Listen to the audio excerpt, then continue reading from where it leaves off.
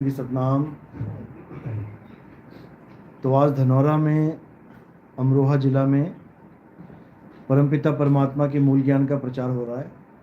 बहुत बड़े भाग हैं उन जीवों के जो इस ज्ञान को अपने पूरे जीवन काल में एक बार भी सुन पाते हैं, और उससे भी बड़े भाग होते हैं उन जीवों के जो इस ज्ञान को थोड़ा सा भी, हल्का सा भी समझ पाते हैं। क्योंकि इसको समझने में इतने ज़्यादा विवेक की ज़रूरत होती है कि आप सोच भी नहीं सकते कि कितना विवेक चाहिए इसमें। बहुत बहुत बहुत मालिक की दया हो, संस्कार हो जीव के, तब जाके थोड़ी सी बात समझ पाता है। अगर केवल एक मात्र सत्संग, एक सत्संग सुना दो तो उसमें से कोई एक बात पकड़ पाता है, ये बात हो कहाँ की रही है। नहीं तो पूरा सत्संग सिर के ऊपर से निकल जाता है। लेकिन जो मालिक के हंस हैं, जिनके संस्कार पहले जुड़े हुए हैं मालिक से, जो सीधे शब्दों में कहें तो कबीर साहब के सत्संगों से पहले जुड़े हुए हैं, जो उनकी शरण में आ चुके हैं, पिछले जन्मों की बात कर रहा हूं मैं, उनके कानों में जब ये आवाज़ पहुंचती है तो एकदम झकझोर के रख देती है। समझ जाता है कि यही है वो जिसको ढूंढने के लिए आज तक मैं भटकता रहा, मंदिरों में, मस्जिदों में, गुरुद्वारों में, गुरुओं के शरणों में जाता रहा, केवल इसी ज्ञान को पाने के लिए। तो तब समझ में आता है उसे कि मेरा कल्याण होगा तो कैसे होगा। लेकिन इसका मतलब ये नहीं कि वो अपने पुराने गुरुओं को गलत बोलने लग जाए और गालियां देने लग जाए, नहीं। पुराने गुरु को त्यागे बिना, यानी उसके अज्ञान को त्यागे बिना आप आगे जा ही नहीं सकते। अगर आप 11वीं में जाना चाहते हो तो आपको 10वीं का गुरु और 10वीं का स्कूल त्यागना ही पड़ेगा। लेकिन इसका मतलब ये नहीं कि वो आपके जीवन में किसी काम के नहीं थे, वो भी आपके जीवन में बहुत काम के थे। तभी तो आपको आगे का ज्ञान समझ में आया। जैसे आप 5-6 साल राधा स्वामी में रहे तो अच्छी बात है, राधा स्वामी में रहे, आपको मीट मांस से उन्होंने, मूर्ति पूजा से दूर रखा। आपको कुछ नहीं तो कम से कम शब्द गुरु तो समझ में आया कि हाँ गुरु शब्द है। अनहद नाद को गुरु बताते हैं वो लोग, कोई बात नहीं, फिर भी कम से कम मूर्तियों से हटा के अनहद नाद से ही जोड़ा, तो तब भी उनका शुक्राना है कि कम से कम हमें इतना तो पता लगा कि अनहद नाद भी कोई चीज़ है। नहीं तो मंदिरों में सारी उम्र हम जाके माथे टेक आते, फिर भी हमें समझ ना आता कि अनहद नाद भी कोई चीज़ है। लेकिन अनहद नाद को ही अगर तुम पूर्ण ज्ञान मान लो तो ये भी तुम्हारे लिए सही नहीं है। यानी 10वीं करना जरूरी है, लेकिन अगर तुम 10वीं को ही पीएचडी मान के बैठ जाओगे कि 10वीं से आगे जाने की जरूरत ही नहीं, तो आपका ज्ञान पूर्ण नहीं हो सकता। आप बीच में लटक रहे हैं, लेकिन पूर्ण भक्ति नहीं कर पाने की वजह से बीच में लटके हैं। कबीर साहब ने वाणी में बोला है कि बिचली पीढ़ी हंस न तरही, इस मूल ज्ञान को छुपा के रखना। मूल ज्ञान बाहर जो पढ़ही और बिचली पीढ़ी हंस न तरही, कि जब असली समय आएगा जो निश्चित है तब ये मूल ज्ञान उजागर होगा। इसलिए सब संतों को मना किया कि कोई भी संत वाणी खोलेगा नहीं। इसीलिए आप देखोगे, आप किसी भी संत का ग्रंथ ले आओ, आपको वो वाणी केवल कविताओं के रूप में मिलेंगी। किसी भी संत की वाणी ले आओ, अगर किसी ने टीका की भी होगी तो किसने की होगी? उनके चेलों ने, उनके पंथ के किसी गुरु ने, कि चलो संगत कह रही है कि गुरुजी ग्रंथ समझ में नहीं आ रहा, इसको यथार्थ इसका टीका कर दो, तो वो गुरु टीका करेगा जो आज बैठा हुआ है। लेकिन जिन लोगों ने ग्रंथ लिखा वो कभी टीका करके नहीं गए, क्योंकि उनको हुक्म ही नहीं था टीका करने का। उनको हुक्म क्या था कि तुम केवल ग्रंथ में ज्ञान लिखो, तुम केवल वाणियां लिखो। वाणियां खोलने का समय कोई और है, और जब वो समय आएगा तो बिचली पीढ़ी के जो हंस हैं, यानी जो बीच में फंसे पड़े हैं, कहाँ फंसे पड़े हैं? जाप में, अजपा में, अनहद में, अब उन्हें आगे का रास्ता मिलेगा। तो साहिब कह रहे हैं, जाप मरे, अजपा मरे, अनहद भी मर जाए, और सुरत समाए शब्द में, वाको काल न खाए। जो लोग इनके साथ जुड़ गए, जाप के साथ, अजपा के साथ, अनहद के साथ, उनका कल्याण तो नहीं हो सकता, लेकिन हाँ कुछ नहीं से कुछ भला, उनकी भक्ति की शुरुआत हो जाती है, उनका थोड़ा सा विवेक बढ़ता है ताकि वो आगे का जब पूर्ण ज्ञान आएगा उसको समझ सकें। तो उन गुरुओं की भी महिमा कबीर साहब ने गाई है, ऐसी बात नहीं है, लेकिन तब तक गाई है जब तक वो गुरु ये ना बोले कि यही पूर्ण ज्ञान है जो मैं दे रहा हूं। साहिब ने बिल्कुल क्लियर किया कि गुरु मेरे सब ही बड़े, सबको महानता दे दी, अपनी अपनी ठौर, यानी तुम्हारा वो गुरु ये बताए कि मेरी ठौर कहां तक है। ये नहीं कि सारे महान बने हुए हैं, सारे सतगुरु बने हुए हैं। दूसरी क्लास वाला भी कह रहा मैं पीएचडी तक पढ़ा दूंगा तुझे, 5वीं वाला भी कह रहा मैं पीएचडी करा दूंगा, 10वीं वाला भी कह रहा मैं पीएचडी करा दूंगा। यहां पर वो उनको दोष लग जाता है गुरु को, और जिसको दोष लग जाता है फिर वो गुरु नहीं, फिर गुरुआ है वो। फिर कहते हैं गुरुआ, गुरुआ यानी झूठा गुरु। उसका क्या हाल होगा? झूठा गुरु अजगर बने और 1,84 जाए, सारी संगत चींटी बने, तोड़ तोड़ के खाए। फिर वो जन्म बर्बाद कर रहा है तुम्हारा। वो सीधे कह दे भैया मेरे पास जाप है, मैं जपी हूं और मैं तुझे भी जपी बना दूंगा, उसको कोई दोष नहीं लगेगा। सब्जी बेच रहा है कोई, वो कह दे भैया परसों की सब्जी है, थोड़ी सी खराब भी हो गई है, छांट ले भाई जो तुझे चाहिए। अब वो कहे नहीं, और उसके ऊपर हरा हरा पेंट स्प्रे मार दिया, ऊपर सब्जी खराब है बिल्कुल, लेकिन उस पर स्प्रे मारते हैं लोग, सेब के ऊपर लाल स्प्रे मार देते हैं दिखाने के लिए, फिर वो दोषी हैं। वो खराब सेब बेचें, दोषी नहीं है। ये कह के भैया खराब हो गया है, 100 का था 20 का ले जा यार, तू जो सही लग रहा वो ले जा, तो उसमें उसको दोष नहीं है। लेकिन अगर वो चालाकी करेगा, जीवों के साथ धोखा करेगा, फिर वो दोषी हो जाएगा, फिर उसका सहाय परमात्मा भी नहीं है। तो कबीर साहब ने साफ बोला है, आ जाओ बैठो बेटा, कि झूठा गुरु अजगर बना, 1,84 जाए और सारी संगत चींटी बने, तोड़ तोड़ के खाए। फिर उसकी दुर्गति होना पक्का है, कोई उसे माइकलाल बचा नहीं सकता। लेकिन अगर वो गुरु ये समझा दे कि भाई मैं जपी हूं, मैं तपी हूं, मैं सन्यासी हूं, मैं तुम्हें केवल तपस्या करना सिखा सकता हूं, चारों तरफ आग लगा दूंगा कंडे लगा के गोबर के, बीच में तुम बैठ के भक्ति करोगे और ये तपस्या सिद्ध कर लोगे, मैं इतना ज्ञान दे सकता हूं। अब कोई कहे नहीं, बीच में आग लगा के तू बैठेगा तुझे परमात्मा मिल जाएगा, ये गलत है। तो कबीर साहब ने किसी का विरोध ऐसे ही नहीं किया, बहुत सोच समझ के किया। आज लोग भी कहते हैं नितिन दास सबका विरोध करता है, सबका। अरे तुम्हारे भले के लिए विरोध कर रहा हूं मैं, मेरा क्या जा रहा है, मुझे थोड़ी नहीं बेवकूफ बना सकता कोई, मुझे दुनिया का कोई गुरु बेवकूफ नहीं बना सकता, लेकिन तुम्हें बना सकता है। इसलिए मैं आगाह करता हूं तुम्हें कि वो फलाना ऐसा बोलता है, फलाना वैसा बोलता है। लोग कहते हैं आपको क्या पड़ी है, आप क्यों बोलते हो कि वो ऐसा बोल रहा है। अरे मैं नहीं बोलूंगा तो कौन बोलेगा? सरकार ने नोट बनाए, लेकिन सरकार ने बैंक में नकली नोट की भी व्याख्या कर रखी है। अब सरकार को कहो आप क्यों बोल रहे हो नकली नोट कैसा होता है, क्योंकि मूर्ख तुम बनोगे। सरकार को थोड़ी नहीं चलेगा वो नकली नोट, किसको चलेगा? नकली नोट तुम लोगों को चलेगा। इसलिए गुरु का फर्ज होता है कि असली और नकली दोनों का भेद बताए तुम्हें, तभी तो तुम परख कर पाओगे। नहीं तो किसी ने 2-4 मीठी मीठी बातें करी और तुम हो लिए उसके साथ, भले वो तुम्हें बाद में गड्ढे में डाल दे, 84 में धकेल दे, उसका क्या फायदा? उस मीठे का क्या फायदा जो तुम्हें डायबिटीज कर दे। फिर कड़वा करेला ढूंढते फिरोगे कि करेला खा लूं तो ठीक हो जाऊंगा, और पहले ही खा लिया होता, पहले ही कड़वे से प्रेम कर लिया होता तो शुगर होती ना।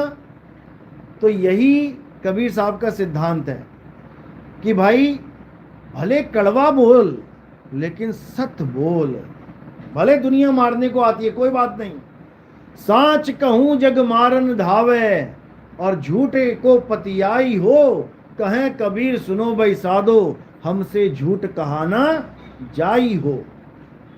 दुनिया झूठों को प्यार करती है और सच्चे को लताड़ती है। देखो संतों को सूली पे चढ़ा दिया, आग में डाल दिया, तत्ती तवी पे बैठा दिया, गर्दनें काट दी, नाखून उखाड़ दिए, जीभ काट दिए, जहर पिला दिया, सब कुछ कर दिया। क्यों?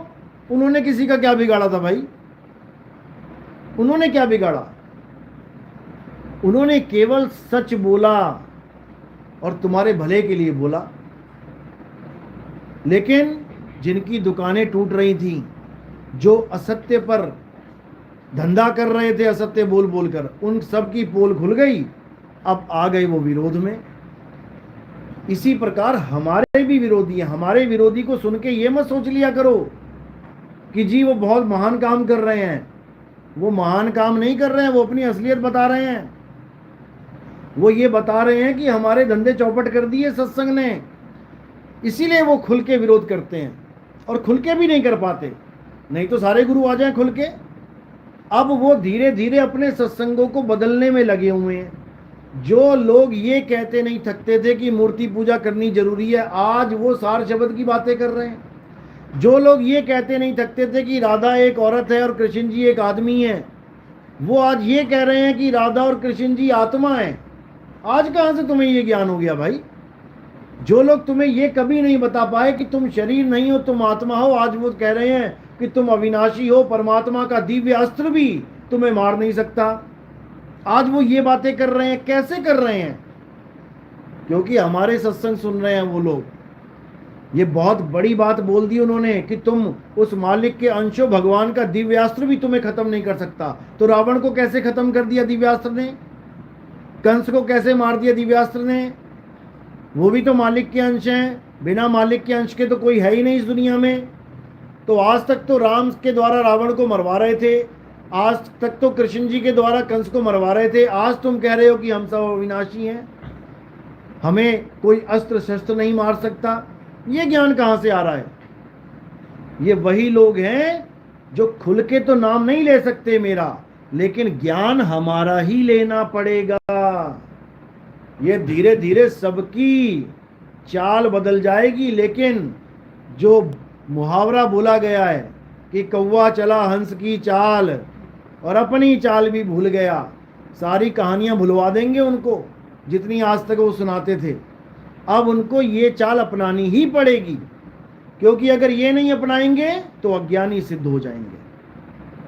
तो ये कबीर साहब का जो मूल ज्ञान है, कबीर साहब ने बिल्कुल खुले अक्षरों में बोला था कि 12 पंथ काल फुरमाना, भूले जीव न जाए ठिकाना, 13वें पंथ हम ही चले आए, और सब पंथ मेट के एक पंथ चलाएं। अब कई विरोधी बोलते हैं कबीर साहब ने कहा था पंथ चला लिया। अरे भैया, नितिन दास का पंथ नहीं है ये वही एक अकेला पंथ है जो कबीर साहब कह रहे हैं कि सब पंथ मेट के एक पंथ चलाएं। यही है वो पंथ। लेकिन तुम्हें नहीं दिख रहा क्योंकि मोतियाबिंद हो गया है। आंखें तो बिल्कुल ठीक दिख रही हैं बाहर से, लेकिन अंदर मोतिया है। करे तो करे क्या? तो ये मोतिया भी जल्दी निकाल दिया जाएगा, चिंता नहीं है। बात यह है कि वो असली पंथ कौन सा है, उसको पहचानना है। वो असली पंथ क्या है? वो यथार्थ 13वां पंथ ही है। 13वां पंथ इसलिए बोला गया है क्योंकि 13 नाम परमात्मा के लिए यूज किया जाता है। बाबा नानक ने 13 किया। 13 यानी सब कुछ 13 है मालिक।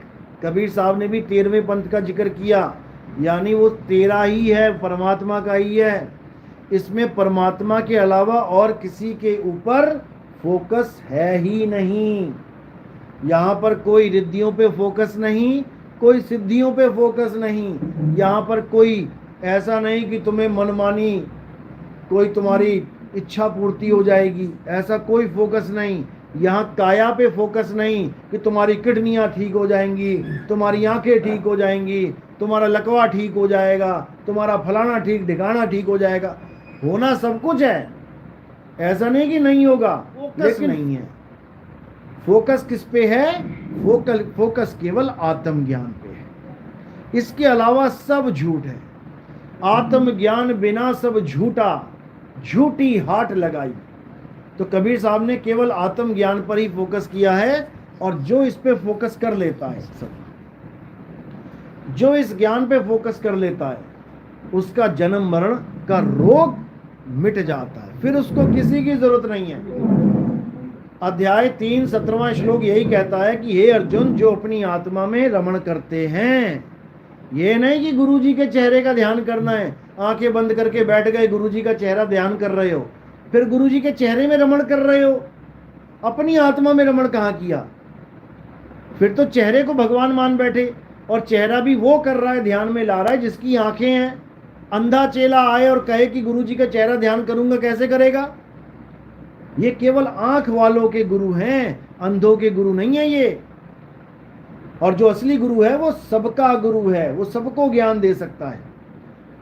तो साहिब बिल्कुल क्लियर कर रहे हैं, गीता में बिल्कुल क्लियर है कि अध्याय 3 17वां श्लोक, कि जो अपनी आत्मा में रमण करते हैं, जो अपनी आत्मा में संतुष्ट हैं, जो अपनी आत्मा में तृप्त हैं। तृप्त यानी संतुष्ट, यानी कि अब कुछ नहीं चाहिए। आपको प्यास लगी, आपको 2 गिलास पानी पिला दिया, अब सामने घड़ा भी रखा है लेकिन आप घड़े की तरफ देख भी नहीं रहे हो। क्यों? क्योंकि अब आप तृप्त हो गए हो। अगर घड़ा दोगे पीने के, नहीं भैया बस बस अब नहीं चाहिए, प्यास तो बहुत लगी थी लेकिन अब और नहीं चाहिए, तृप्त हो गए। इसको कहते हैं तृप्ति। तो साहिब कह रहे हैं कि जो अपनी आत्मा में रमण कर लेता है वही तृप्त हो सकता है, उसके अलावा कोई तृप्त नहीं हो सकता। और जो अपनी आत्मा में तृप्त हो जाता है, अध्याय 3 18वां श्लोक, जो अपने आत्म ज्ञान को, अपने स्वरूप को पा लेता है, वो किसी अन्य जीव पर निर्भर नहीं रह जाता। आप राधा स्वामी पंथ में थे, जितनी भी संगत है, आप किसी को भी खड़ा करके पूछ लेना, अगर 5 करोड़ 10 करोड़ है, किसी को पूछना कि अंत समय में किसकी आस पे बैठे हो। चाहे वो पाठी है, चाहे वो भजन गा रहा है, चाहे वो सेवा कर रहा है, कुछ भी कर रहा है, आप केवल ये पूछना अंत समय में तुम किस पे आस लगा के बैठे हो? बाबा जी पे, कि बाबा जी आएंगे तो लेके जाएंगे। और गीता क्या कह रही है? जो अपनी आत्मा को प्राप्त कर लेता है वो किसी अन्य जीव पर निर्भर नहीं रह जाता। यही फर्क है दोनों ज्ञान में। यही कबीर साहब कह रहे हैं, एक डाल दो पंछी बैठे, एक गुरु एक चेला। गुरु की करनी गुरु भरेगा, चेले की करनी चेला। तो उड़ जा हंस अकेला। अब बताओ, एक हंस क्या दूसरे हंस को कंधे पे लाद के लेके जाएगा? किसी की वेट नहीं करनी है। चिड़िया को पता है मेरा घोंसला ऊपर है पेड़ पे, लेकिन नीचे आ गई थी दाना चुगने। अब किसी ने पत्थर मारा, अब वो चिड़िया का बच्चा क्या वेट करेगा कि मेरी माँ आएगी, मुझे उठा के लेके जाएगी, घोंसले में जाऊंगा? बिल्कुल नहीं। वो चिड़िया देखेगी कि पत्थर आ रहा है और उसके आने से पहले पहले फुर्र कर जाएगी। अब ये उड़ी कैसे? जो ज्ञान उसकी माँ ने, उसके पिता ने उसको दिया था। इसी प्रकार जब काल भगवान आएगा, जब यमदूत आएंगे और तुम्हारे दरवाजे पे खड़े हो जाएंगे, तब क्या करोगे? बाबा जी आओ, बाबा जी आओ। पता लगा बाबा जी किसी और को लेने गए हुए हैं और बाबा जी लेट हो जाएं और पता लगा गर्दन से पकड़ के कालदूत ले जाएं तुम्हें, फिर क्या करोगे? एक बाबा 10 करोड़ संगत का ठेका ले लिया है तो किस किस को लेने जाएगा, कहां कहां पे? किसी की वेट नहीं करनी है भाई। जो तुम्हें ज्ञान मिला है आत्मा का, तुमने कछुए की तरह अपने आत्मा में समा जाना है। अब शेर भी आया कछुए को पकड़ने तो सूंघेगा केवल घूम घूम के कि गया कहां ये भाई, ये तो पत्थर रह गया बाहर, ये कहां चला गया, हाथ नहीं आ सकता। इसी का उदाहरण पहले संत महात्मा एक कहानी में देते थे, याद होगी, जहां से आप आए हो वहां भी सुनाई जाती थी।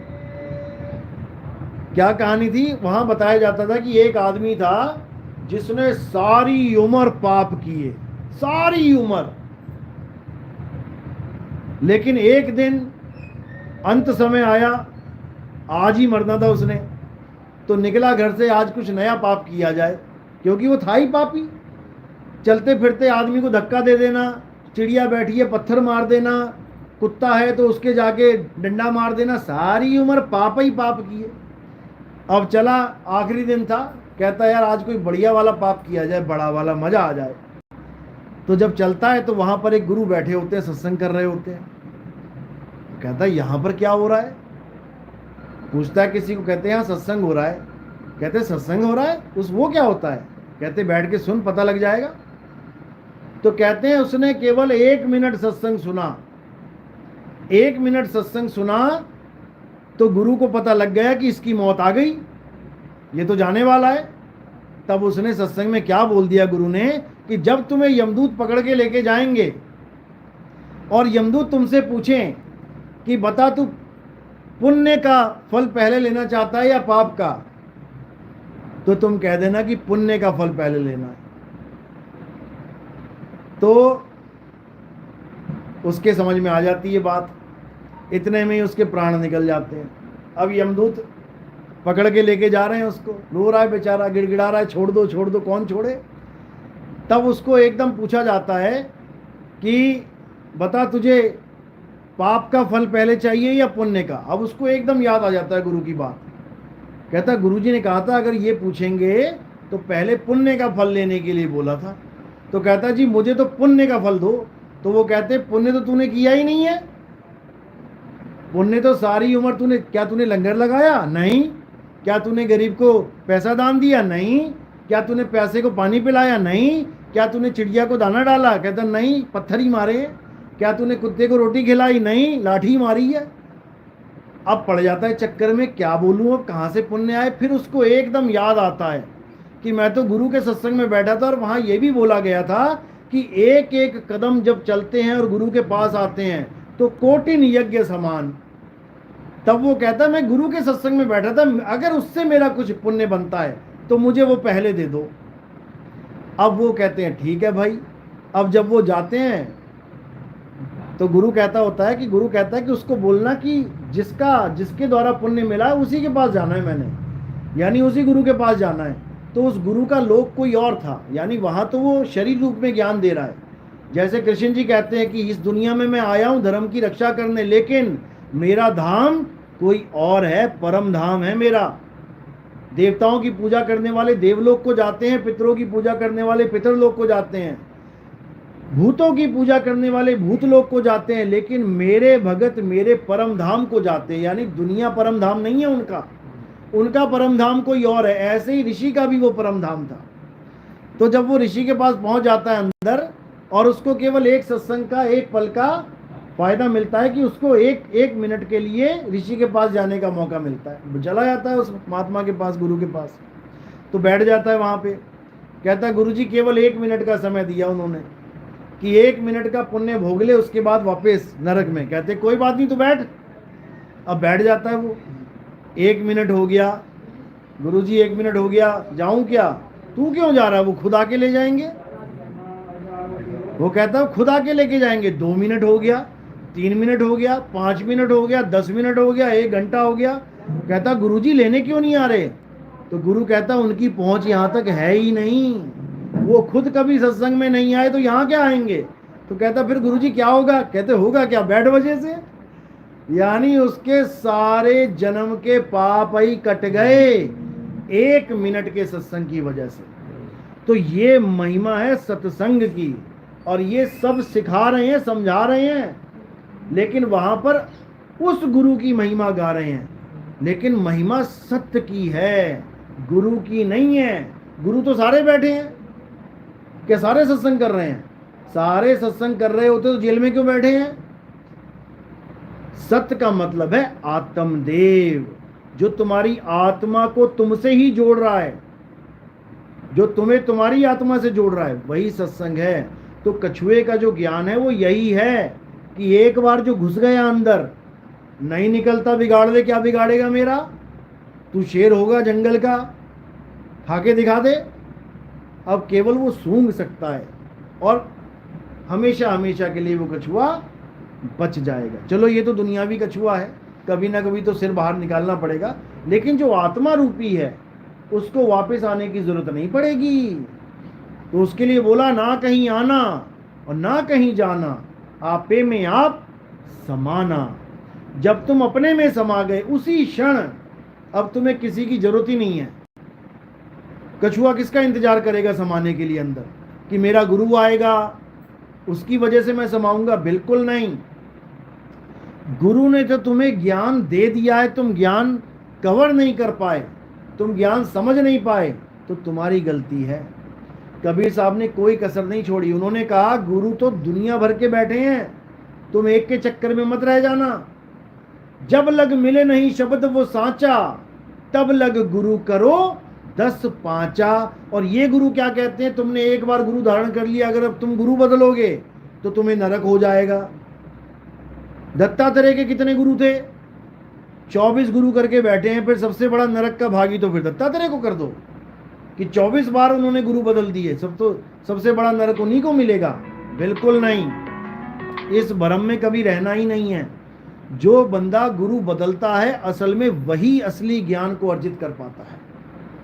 जो पहली LKG में आया, गुरु बदल के पहली क्लास में गया, गुरु बदल के दूसरी में गया, गुरु बदल के 5वीं में गया, गुरु बदल के 10वीं 11वीं 12वीं करके गुरु बदल के PhD तक पहुंचा, उसी के नाम के आगे डॉक्टर लगेगा। 10वीं वाला लगा के दिखा ले डॉक्टर, नहीं लग सकता। तो गुरु बदलना कोई पाप नहीं है। गुरु कब बदला जाता है? जब हमें आगे का ज्ञान मिल जाता है, तब गुरु बदलने में कोई दोष नहीं लगता।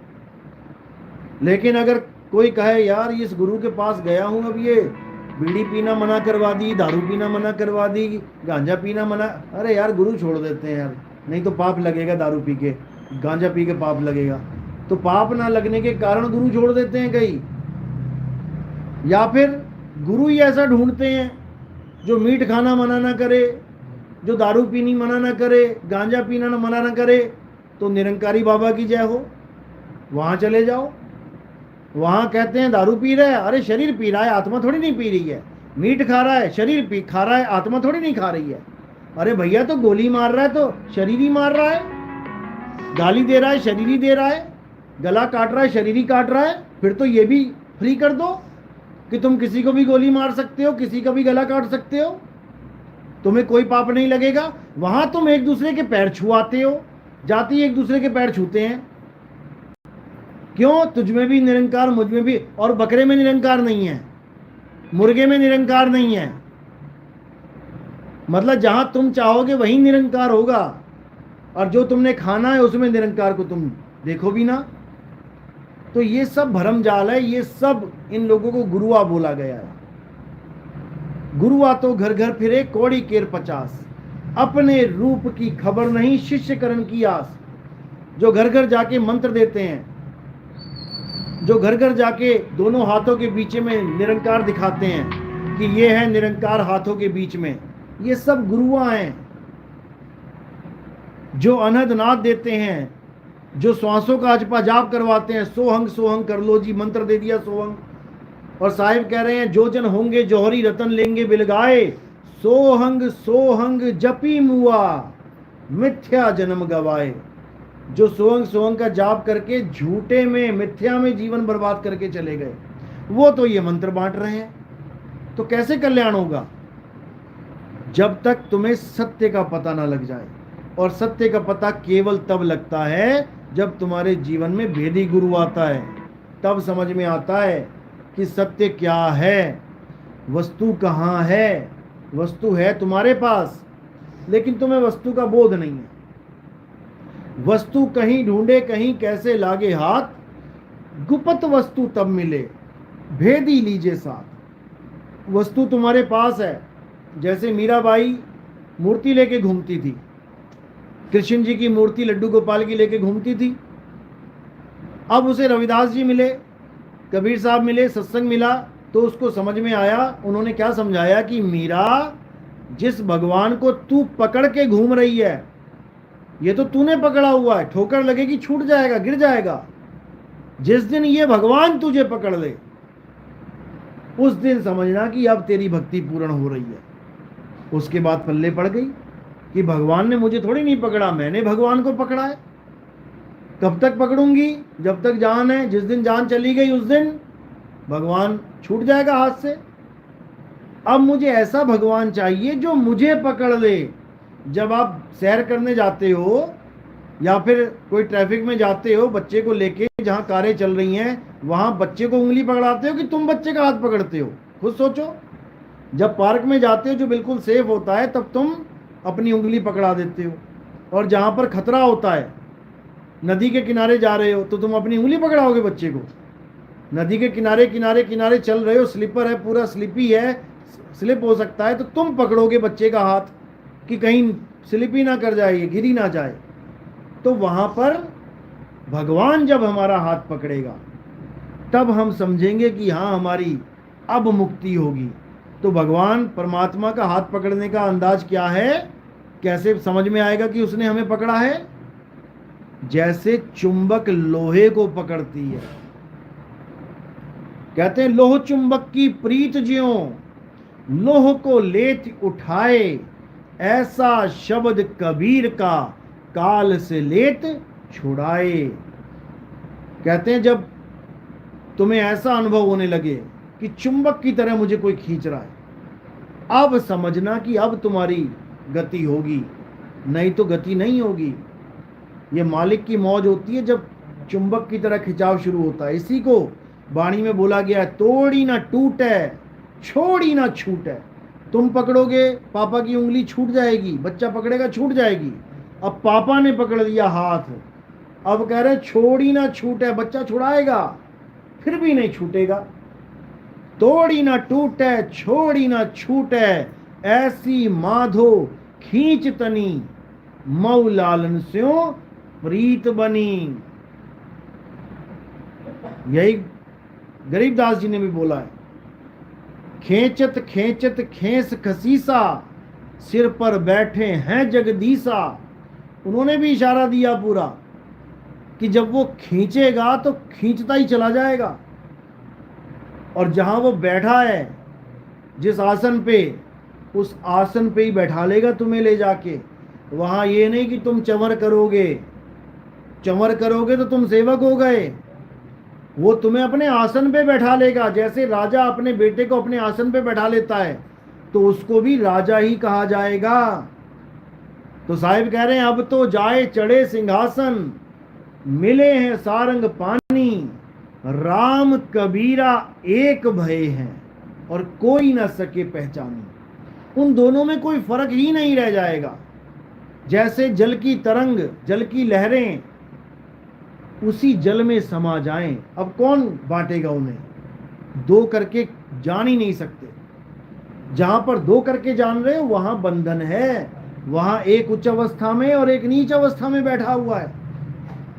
तो साहिब कह रहे हैं एक कहूं तो है नहीं, यानी लहरों को और समुद्र को हम एक नहीं कह सकते, क्योंकि समुद्र तो एक ही है लेकिन लहरें अनेक हैं।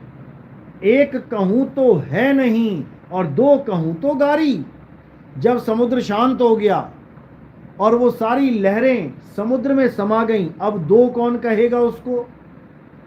अब दो नहीं कह सकते। दो कब तक था? जब तक अशांति चल रही थी, जब तक मन माया की लहर में ये जीव दौड़ रहा था, जब तक ये मालिक से अलग था। अब वो एक हो गया, अब उसको अलग नहीं कर सकते। तो इसी को समझना है। इसमें किसी गुरु का रोल नहीं है, इसमें गुरु के ज्ञान का रोल है। गुरु के ज्ञान को समझो अच्छी तरह। गुरु की देह के पीछे नहीं पड़ना है कि तुम देह की आस लगा के बैठे हो, जी मुझसे भक्ति नहीं होती, मेरा गुरु ही लेके जाएगा। अरे भाई, गुरु ने तैरना सिखा दिया, तुम तैरोगे पार होगे। पता लगा तुम गलती से गिर गए कहीं पे और तुम कह रहे हो नहीं जी मुझे नहीं आता तैरना, गुरु आएगा बचाएगा, तो डूब जाओगे। क्योंकि गुरु शरीर नहीं, गुरु ज्ञान है। जो तैराकी है उसकी वजह से गुरु तैराक कहला रहा है, और तुम भी तैराकी की वजह से ही तैराक कहलाओगे।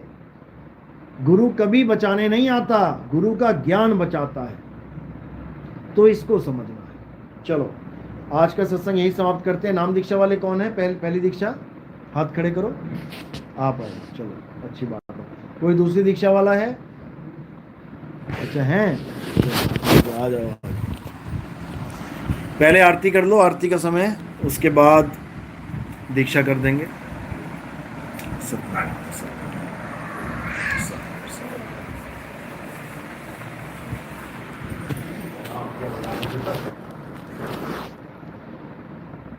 चलो थाली लिया बेटा आरती की।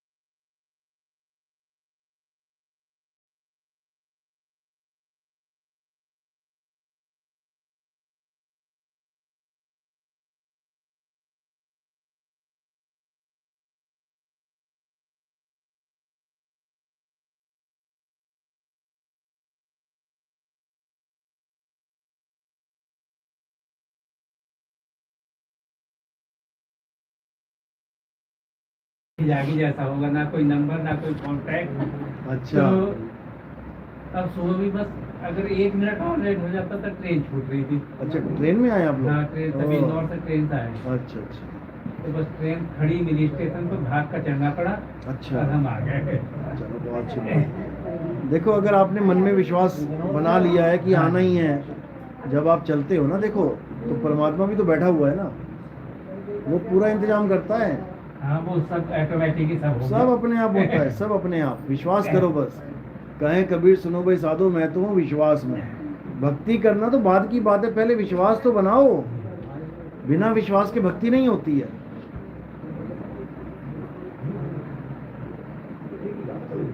जैसे 3-4 महीने हो गए, मतलब भजन में पहले बैठते थे ना। हाँ, 3 महीने हो गए। त्रिकुटी में बताते हैं ना वो तो, ध्यान का लगाना। तो फिर मतलब दिमाग से तो निकल गए बिल्कुल। निकल गए पांचों नाम, ज्योत निरंजन ओंकार अरंकार। बहुत बढ़िया, सब निकल गए, बहुत मतलब बढ़िया, ध्यान ही नहीं आता। बहुत बढ़िया।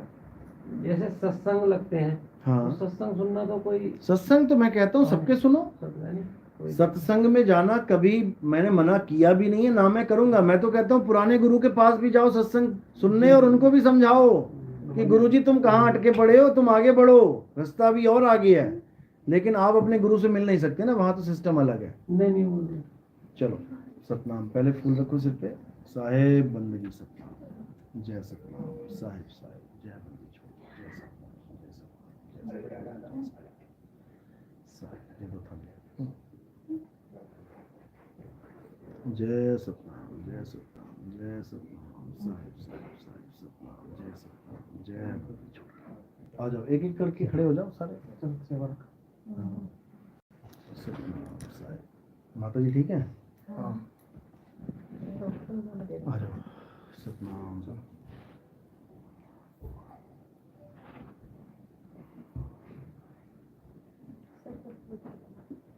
सतनाम। पहले फूल रखो। सतनाम, जय बंदी छोड़। सतनाम सतनाम सतनाम सतनाम। देखो, साहिब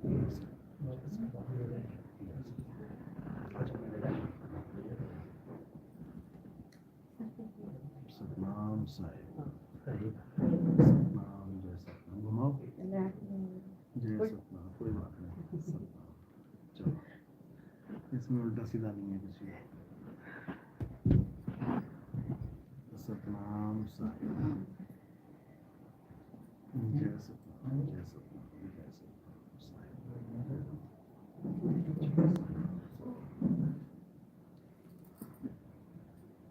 जय बंदा छोड़। सतनाम साहिब, सतनाम, जय सतनाम, जय सतनाम, जय सतनाम, जय साहिब साहिब सतनाम। आ जाओ बेटा।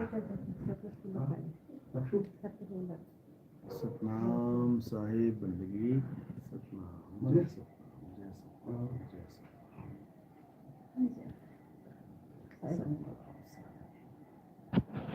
आ जाओ। सतनाम, सतनाम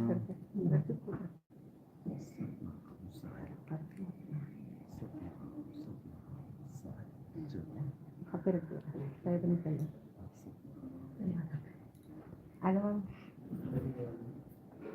तो बड़ा हो गया। सतनाम। आरती करो, आरती बेटा, आरती करो। आरती करो पहले। जय सतनाम, जय सतनाम, जय सतनाम। चलो, माता के बेटा। सतनाम साहिब। चलो, आ जाओ।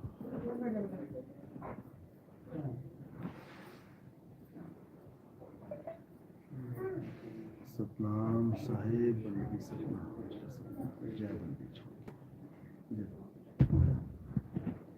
साहिब साहिब सतनाम, जय सतनाम, जय सतनाम, जय सतनाम साहिब साहिब सतनाम, जय बंदी। चलो, हो गए सब? चलो,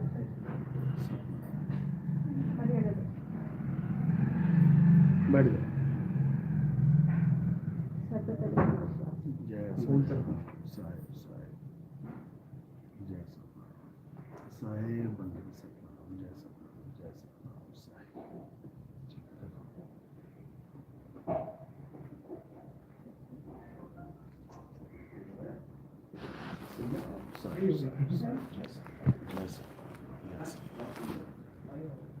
चलो बैठ जाओ सब। बोलिए परमपिता परमात्मा की, सदगुरु बंदी छोड़ कबीर साहिब की, सभी संतों की, सभी भक्तों की, आज के आनंद की, सकल हंस को बंदगी साहेब बंदगी सब। प्रसाद बांट दो, उसके बाद नाम दीक्षा कर देते हैं।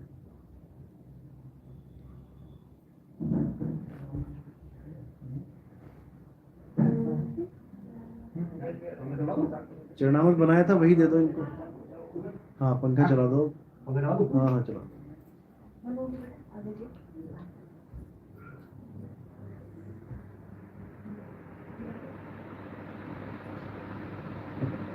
ये बेटा इकट्ठी कर देना, सेवा इकट्ठी कर दो।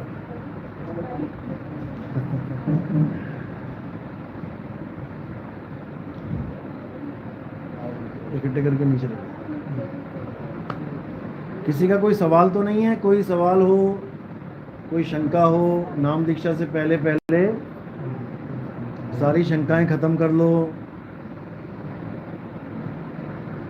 क्योंकि ये भक्ति शंका रहित भक्ति है। इसमें शंका नाम की कोई चीज रहने नहीं देते हम, क्योंकि भक्ति तभी बन पाएगी जब शंकाएं खत्म हो जाएंगी। जैसे आप गाड़ी चला रहे हो, आगे 3 रास्ते आ गए, 4 रास्ते आ गए, अब तुम्हें शंका है कि मैं कौन से रास्ते पे जाऊं, ये कहीं गलत ना हो, ये कहीं गलत ना हो, तो फिर आगे तुम जा नहीं सकते, तुम वहीं खड़े रहोगे जब तक तुम कन्फर्म नहीं हो गए, किसी से पूछ नहीं लिया या कोई बोर्ड नहीं पढ़ लिया कि अच्छा ये बिजनौर जा रहा है रास्ता। अब शंका रहित हो गए तुम, अब कोई शंका नहीं है। अब तुम 50-100 की स्पीड में भाग रहे हो। जब तक शंका है, जब तक धीरे धीरे धीरे चलोगे, कोई आदमी मिल जाए, कोई दिख जाए, उससे पूछ लूँ।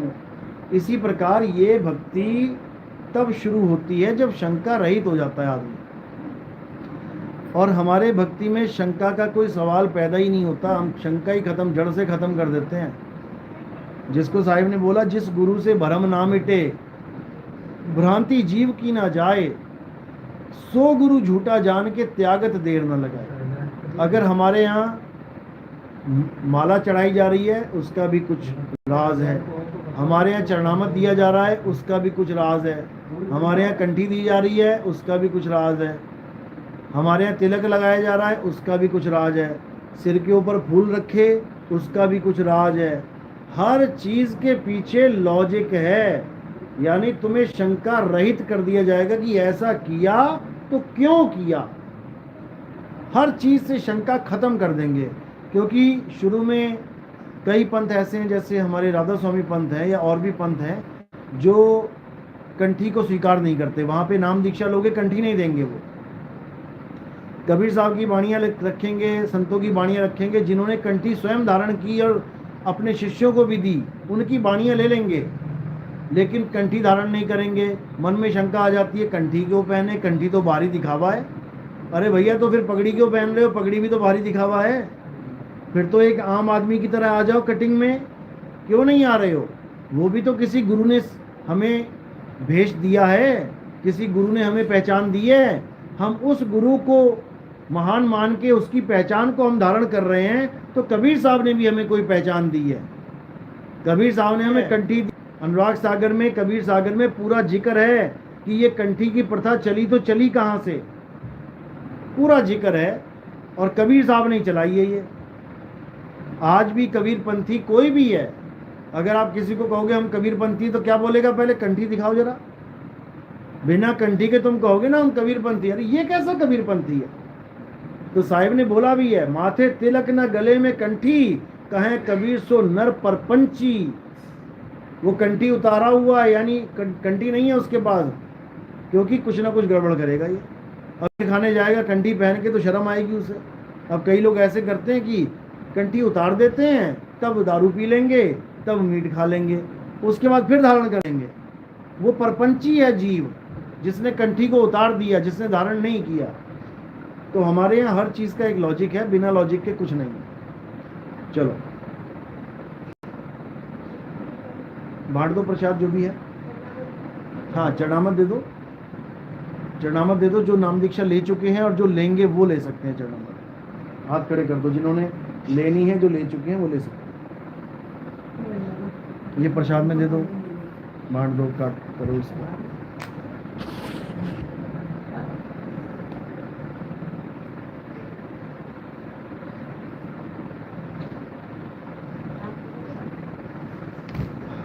बेटा वो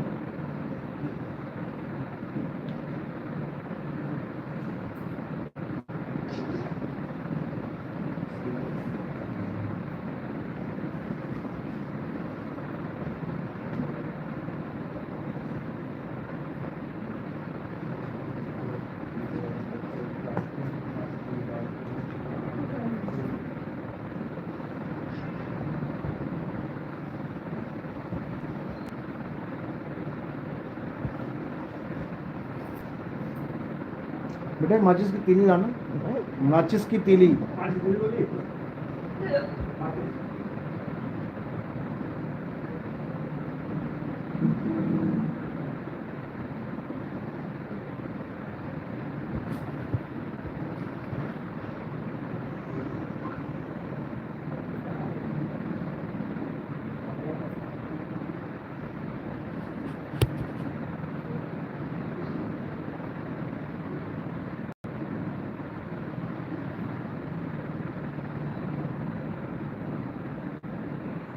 आ जाओ आगे।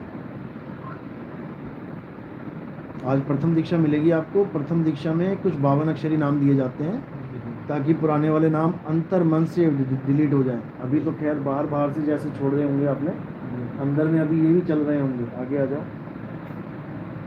अंतर में ध्यान दोगे तो मन अपने आप जप रहा होगा, ज्योत निरंजन ओंकार रारंकार, क्योंकि वो एक लड़ी चल पड़ती है अंदर। हाथ करो दोनों ऐसे। इसको समझ लो ये क्या किया जा रहा है। ये आपकी निशानी लगाई जा रही है। सबसे पहली निशानी लगी है इंगला पिंगला सुषमना पे। अब वहाँ पर ध्यान नहीं धरना है, उसका कोर्स पूरा हो गया। उसके बाद निशानी लगी है गले पे। गले पे माया का वास है, उस पर निशानी लगा दी है कि अब माया आपको विचलित नहीं कर सकती। जब आपकी सूरत निकलेगी तो विहंगम चाल से निकलेगी, अब ये पकड़ नहीं सकती आपको। तीसरी निशानी लगाते हैं हाथ पे। हाथ पे निशानी का मतलब होता है कि अब आपकी रिहाई की मुहर लग गई है। अब आप मालिक कबीर साहब के अनुयायी हो गए हो, अब उनकी मुहर चलेगी।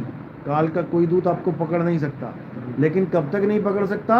जब तक मर्यादा में रहो। पुलिस आपने देखा ना, सड़कों पे खड़ी है, घूम रही है, लेकिन आपको नहीं पकड़ रही है। क्यों? क्योंकि जो नियम बनाए गए हैं आप उस मर्यादा में हो। जैसे ही आपने मर्यादा तोड़ी तो ढूंढते हुए घर पहुंच जाएंगे। इसी प्रकार मीट नहीं खाना, दारू नहीं पीना, कोई नशा नहीं करना, व्यभिचार नहीं करना, जो जो नियम बताए गए 180 नंबर सत्संग में, आपने वो अच्छी तरह समझ लिया। ये कंठी का क्या रोल है? इसमें 6 धागे होते हैं, कच्चे धागे कहते हैं सूत के। कबीर साहब सूत बोलते थे। तो कच्चे धागे यानी कच्चे शरीरों की बात है यहाँ पर। स्थूल, सूक्ष्म, कारण, महाकारण, केवल, हंस, ये 6 शरीर है। ये कच्चे शरीर है। इसमें बार बार जन्म मरण होता ही रहता है, ये छूटते ही रहते हैं। अब पक्का क्या है? वो जो एक मोती है ना मन का, वो पक्का है। वो क्या है? वो तुम्हारी आत्मा को प्रदर्शित करता है। यानी जड़ और चेतन दोनों तुम्हारे गले में डले हुए हैं। तुमने ध्यान रखना है कि शरीर कच्चे हैं और आत्मा पक्की है। आत्मा के अलावा किसी पर आस नहीं रखनी है। आत्मा क्या है? आत्मा ही कबीर है। कक्का केवल नाम है, बब्बा ब्रह्म शरीर, रारा सब में रम रहा, वाको नाम कबीर। तो इसी को बोला दास मलूक सलूक कहते हैं, खोजो खसम कबीर। तो कबीर आत्मदेव है, उसी को खोजना है। इसी को बोलते हैं झांकी देख कबीर की, नानक कीती वाह, और वाह सिखन के गल पड़ी, अब कौन छुड़ाए ताह। नानक साहब ने तो कबीर की झांकी देखी, यानी आत्म ज्ञान की झलक देखी, और उनके मुंह से निकला वाह, क्या बात है।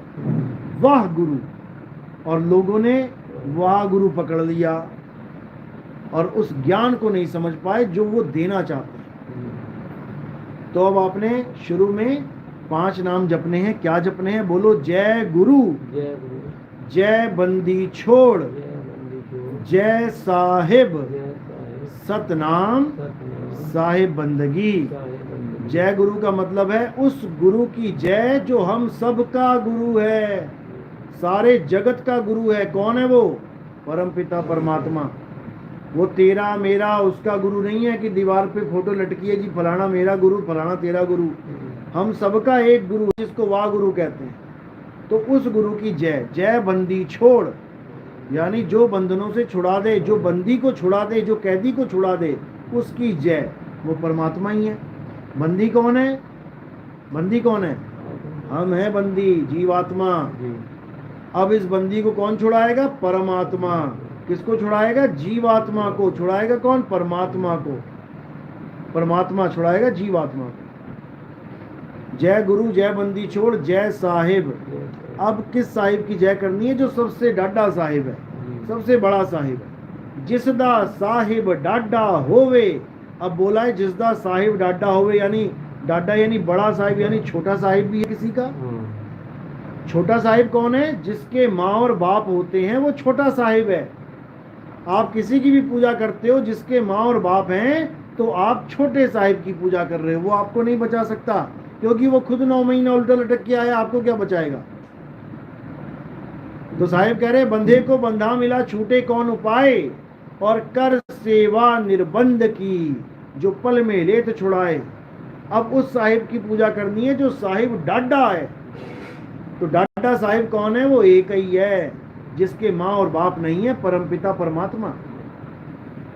इसीलिए बोला साहिब सबका बाप है, बेटा किसी का नाही, और बेटा होके जन्मया सो तो साहिब ना है। तो जय गुरु, जय बंदी छोड़, जय साहिब, सतनाम। उसी का नाम सत्य है। परमात्मा का नाम सत्य है। तो हमारा नाम क्या है? सत्य है कि असत्य है? हमारा नाम भी सत्य है। लेकिन कब तक? जब तक हम 52 अक्षर के नाम ना रख लें, तब तक। जैसे ही 52 अक्षरों के नाम रख लिए, किसी ने सुरेश, किसी ने महेश, ये सब नकली हो जाता है सामान। जिसको गुरु ग्रंथ साहब में बोला कृत्रिम नाम, यानी नकली नाम। कथे तेरे जीवा, सत्य नाम तेरा परा पुरबला। अब उस सतनाम की जय करनी है जिसका कोई नाम ही नहीं है। राम जी का नाम इसलिए रखा क्योंकि ये अक्षर बन गए थे। का खा गा गा या रा लावा, रख दिया राम, रख दिया लक्ष्मण, रख दिया हनुमान, रख दिया शिव, रख दिया पार्वती, क्योंकि अक्षर पैदा हो चुके हैं। जब अक्षर भी नहीं है तो राम का नाम क्या है? तो राम का नाम सत्य है। राम नाम सत्य है। सत्य का मतलब ये नहीं सा और ता, फिर तो सा और ता भी तब बने हैं जब ये 52 अक्षर बने।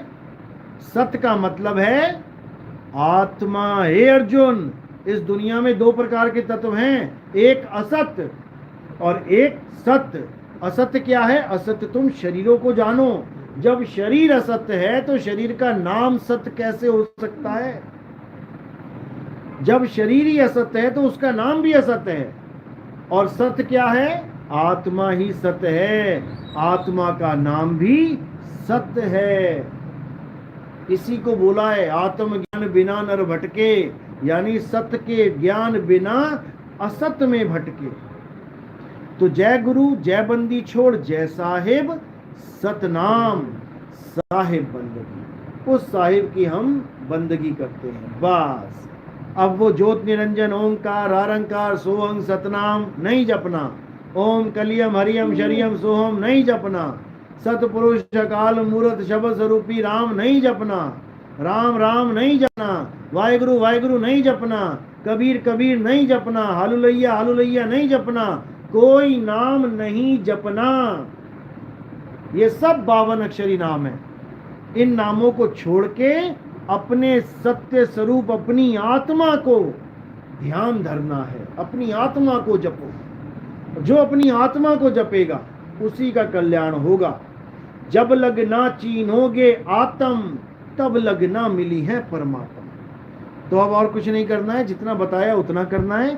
6 महीने के बाद जब एकदम रास्ता क्लियर हो जाएगा आपका, पुराने नाम अंतर मन से, अभी तो बाहर बाहर से छोड़े हैं, फिर अंतर मन से छूट जाएंगे, तब समझना अब आगे बढ़ने का रास्ता मिल जाएगा। चलो तब तक के लिए आप वेट करो, भक्ति करो। बोले सतगुरु बंदी छोड़ सतगुरु सत्य कबीर साहिब की सदा ही जय हो। साहिब बंदगी सब।